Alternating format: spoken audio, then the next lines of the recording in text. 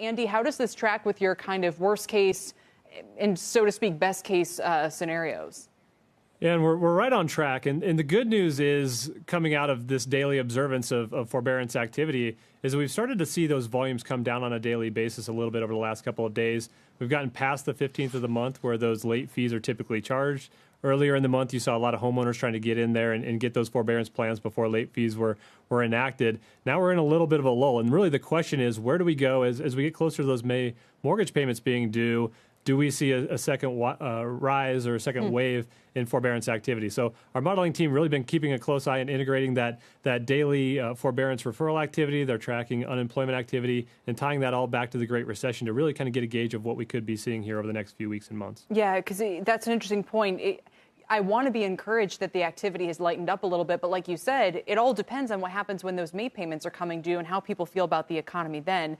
I guess my question in the meantime is, what is the underlying condition of the mortgage market? Because we've heard so much about different companies tightening standards, and realtors are warning people with homes on the market, hey, you might have buyers who just can't get access to this house even if they want it, which is just such a difficult situation for an already stressed market.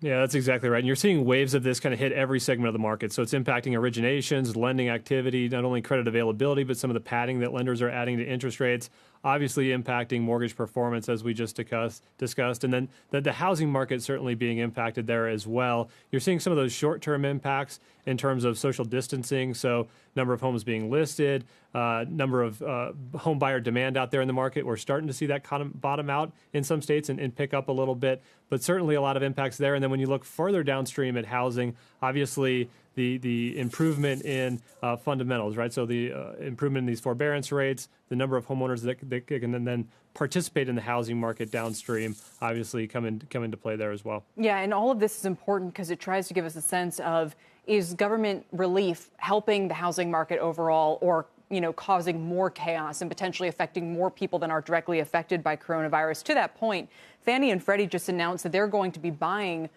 mortgages that are in forbearance. It's a pretty unusual, I don't think it's ever happened before, move by them, but they're also charging a lot to do so.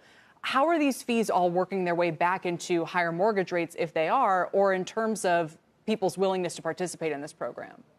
Yeah, and I think it has a number of different effects. As you mentioned, on the origination side, certainly it impacts willingness to lend. Lenders out there are trying to gauge whether the loan that they originate today is still going to be performing or under forbearance 2 weeks from now, right? So I think that's part of the equation. In terms of liquidity from servicers, as part of that rollout, servicers are then required to advance 4 months of forbearance payments. If we look at homes that are under forbearance right now, that's $7 billion in monthly advances just on forbearances today over the next four months. So obviously impacts on origination, impacts on liquidity and capital from servicers as well. And so again, to go back to what we've learned here, 6.4% of all mortgages are now in forbearance. And at this point, where do you think that peaks? Well, it really depends on what we see from unemployment in coming weeks, right? I think there are still as many unknowns as knowns in the market right now.